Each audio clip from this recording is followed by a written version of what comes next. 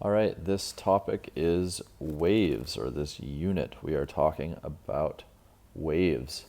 So, we're going to focus on traveling waves right now, which is mainly split into two categories. But for now, let's just think about waves in general. Waves transfer energy.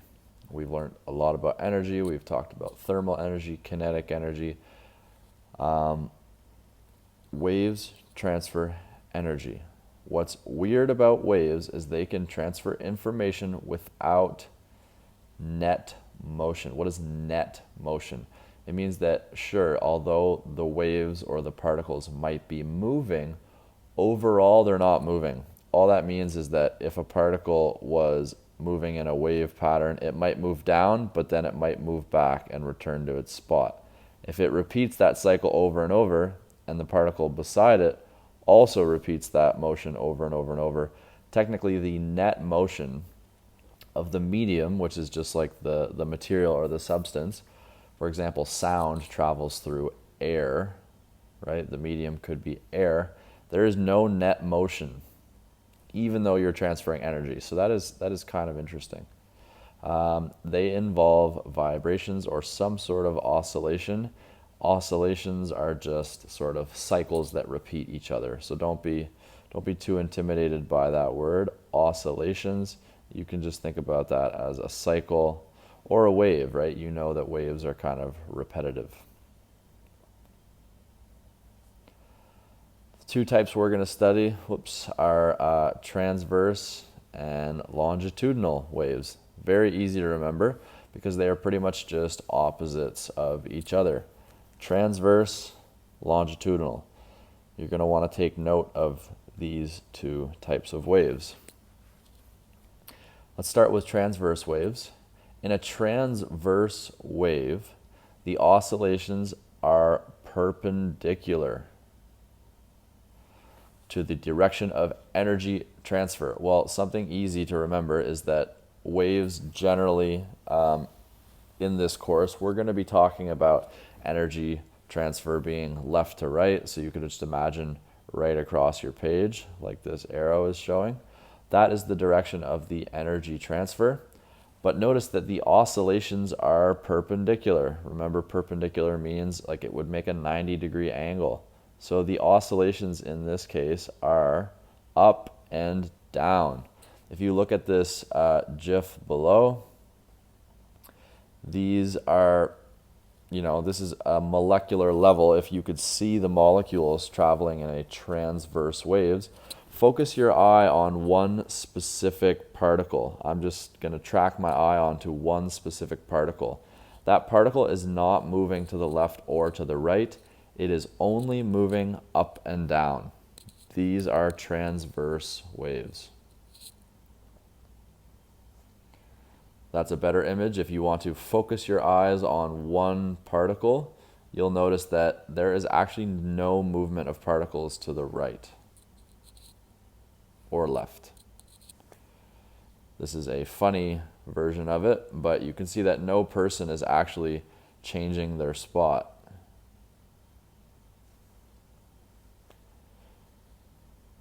We call these maximums and minimums in a transverse wave. We call this a peak and a trough. Peak and a trough. Some examples of transverse waves are shown here. Water ripples, which is a bit misleading. A lot of people think that the actual particles of water in a wave might be moving towards you. That's not quite true. If you imagine going away from shore and going out to the ocean, the buoys actually just bob up and down because the motion of the water is actually just up and down.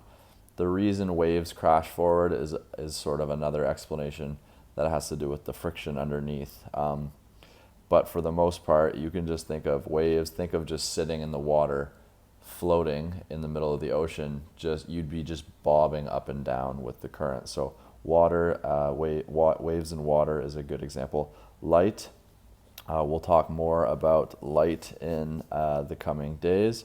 A rope or a slinky. Everyone has done this at some point in their life, where you kind of violently whip the slinky or rope up and down or side to side. You will notice that none of the slinky or rope is actually moving anywhere. It's moving, but it's not like, leaving and going away from your hand. It is perpendicular, though. The motion of, if you could paint one section of this slinky, it would be going back and forth. And note, it is perpendicular once again to the direction of travel, or the direction of the waves. Let's take a look here. The other form is longitudinal waves. Okay, you can instantly see that this is very different from transverse. The oscillations now are parallel.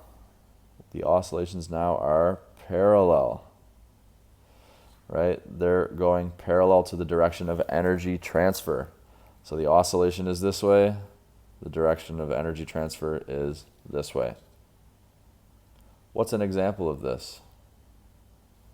Let's look at this image here. If you imagine now with that same slinky, rather than zigzagging your hands, if you were to violently compress and pull it, imagine your hand being maybe down at this end. If your hand was down here, violently pushing and pulling the slinky, you would actually see this sort of compression.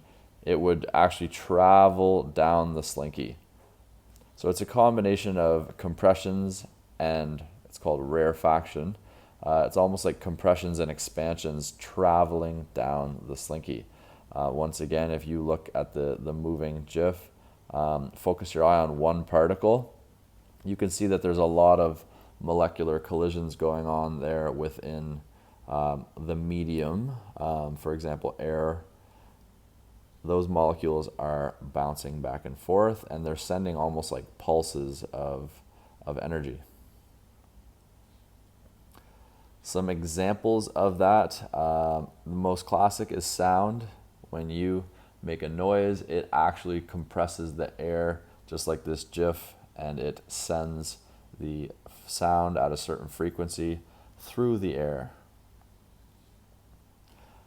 You can demonstrate both transverse and longitudinal waves, as I said, with a slinky, whether you're violently zigzagging it or if you actually just push it in the direction parallel to the slinky, you see that it will have a longitudinal wave.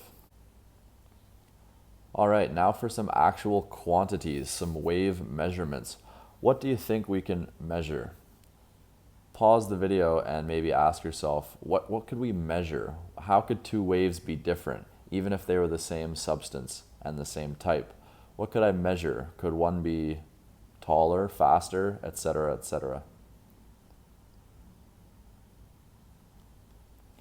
The first thing you can measure is the displacement of a particular particle. Okay, you could imagine one speck, just like in those animated videos where you could actually look at a particle. You could track the displacement of an individual particle. So imagine at 1 second, this particle, at one point it was in the middle, and now this particle has risen up, and then after some time, it might get even higher. Eventually it would return. Eventually that particle would be down here somewhere. So these particles are moving.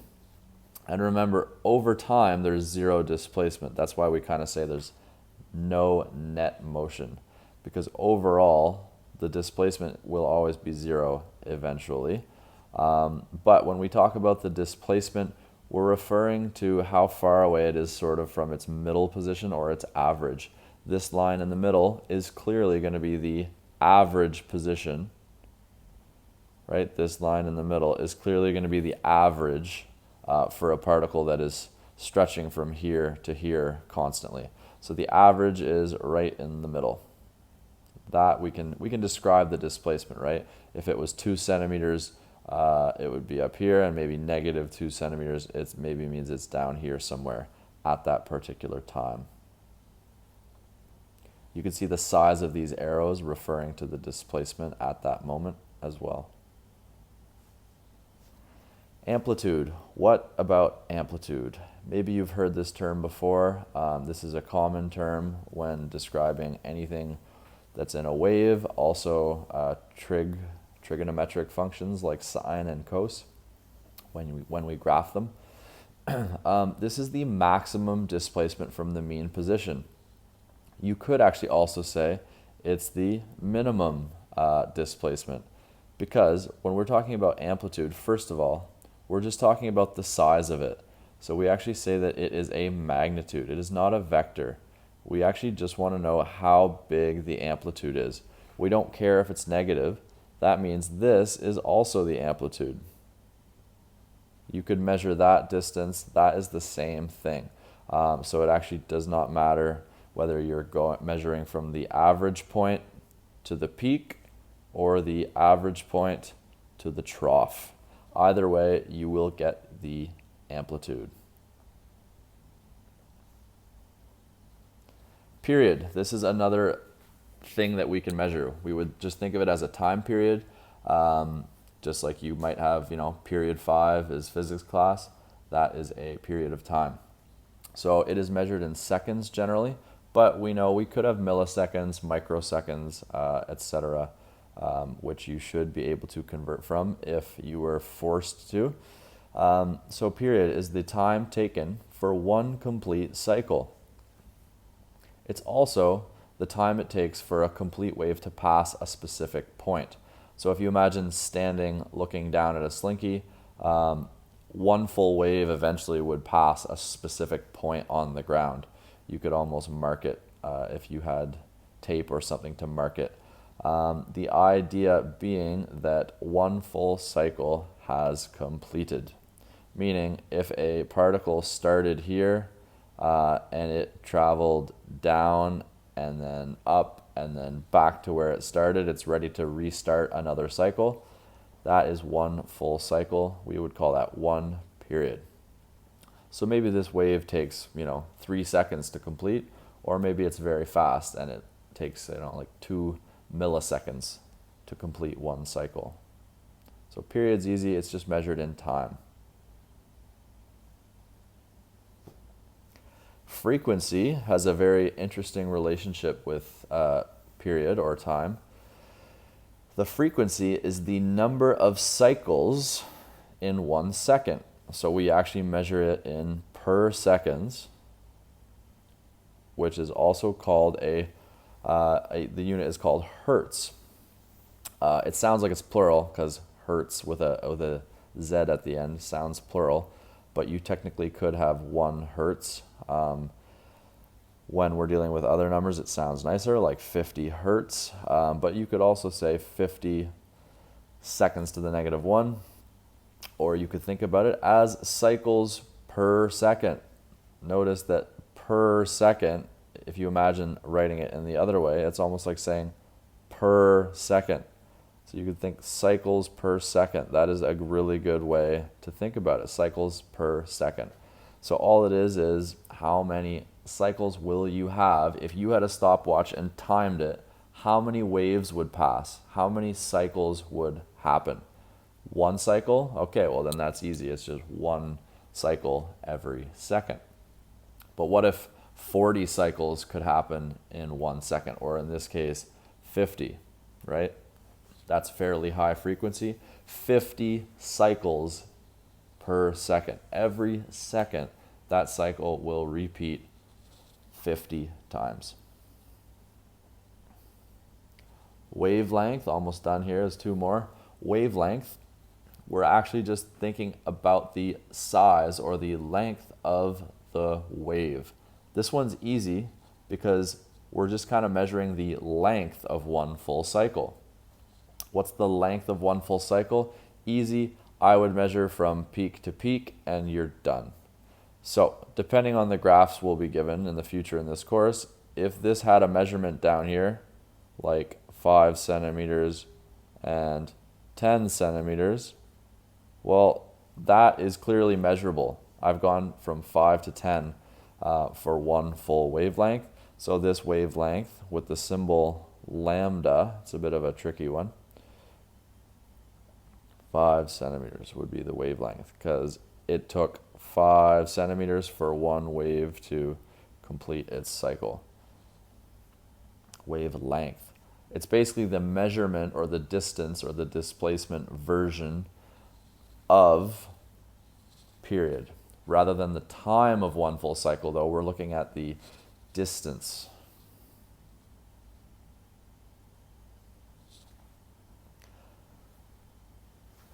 Last but not least, wave speed, right? How fast are the waves actually traveling?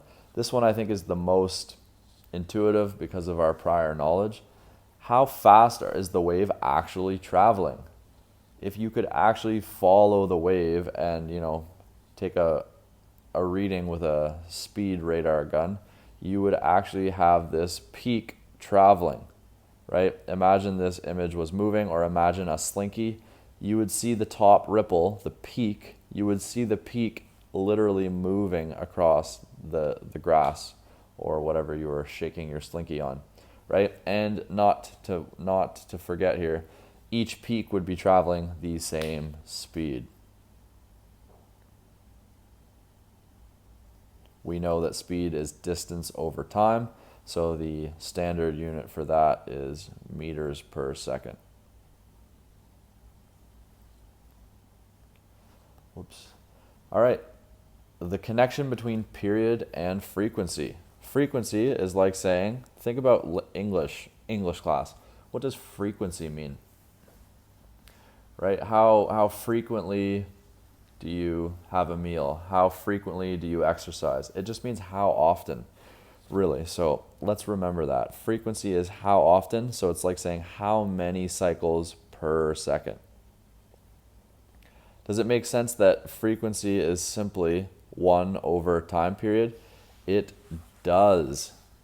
This is a bit challenging, and we'll get there in some of our assignments, but if a cycle can be completed 50 times every second,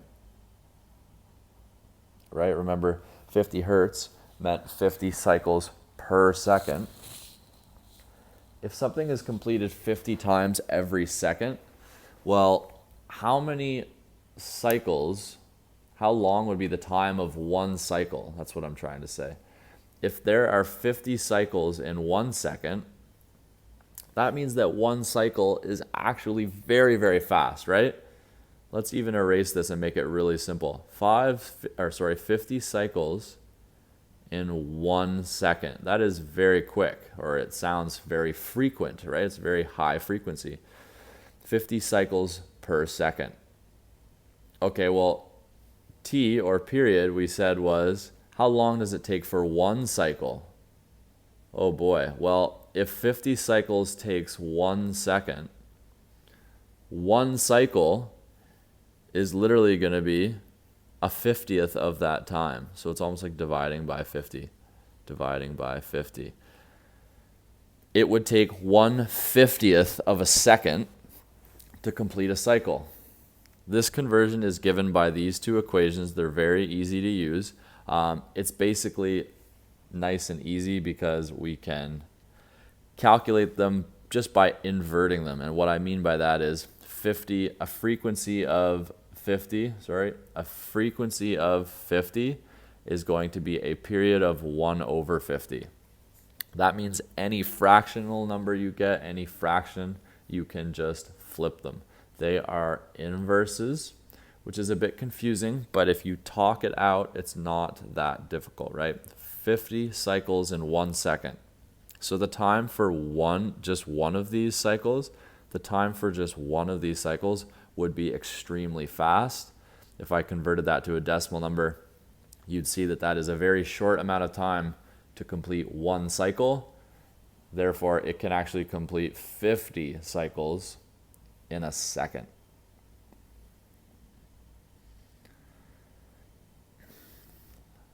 Lastly, the wave equation. This sort of ties it all together. The speed of a wave. This is easy.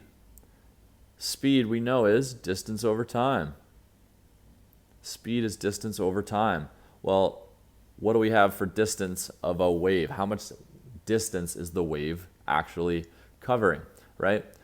The distance it's covering is the wavelength, and the time it takes to cover one full cycle, that wavelength, that distance, remember peak to peak would be, for example, from here to here.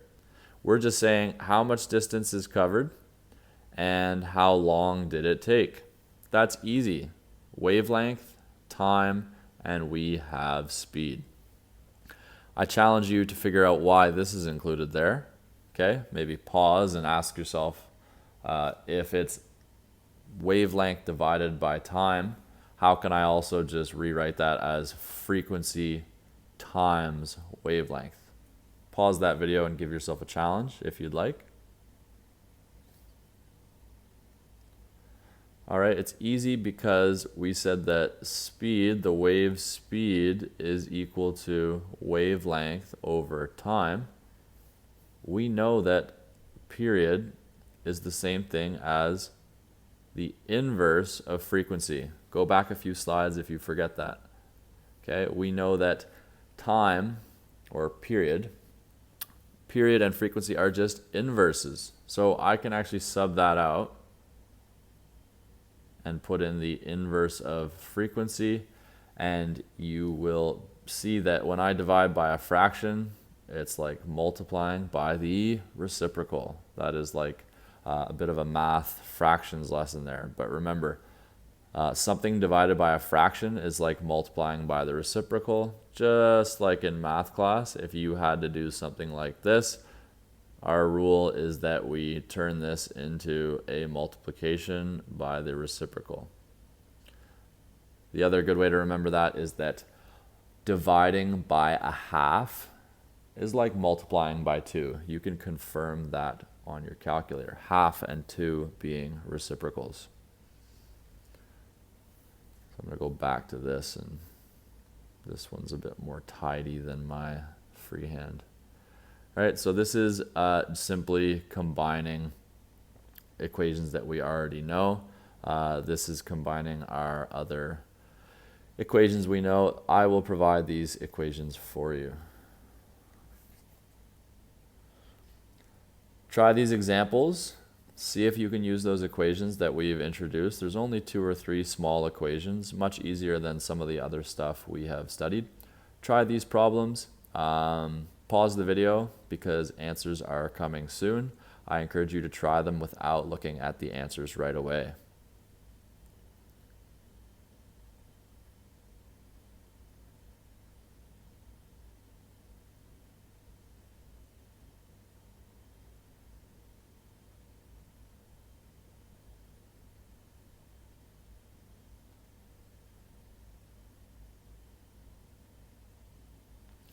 There are some answers there, guys. There are some, additional challenges in there. I've worded the questions differently. Remember, a hertz is just a per second, or a second to the -1. There's a bit of scientific notation, which is always good to review as well. Yeah. Thanks for watching. Hope you enjoyed it. Comment any questions.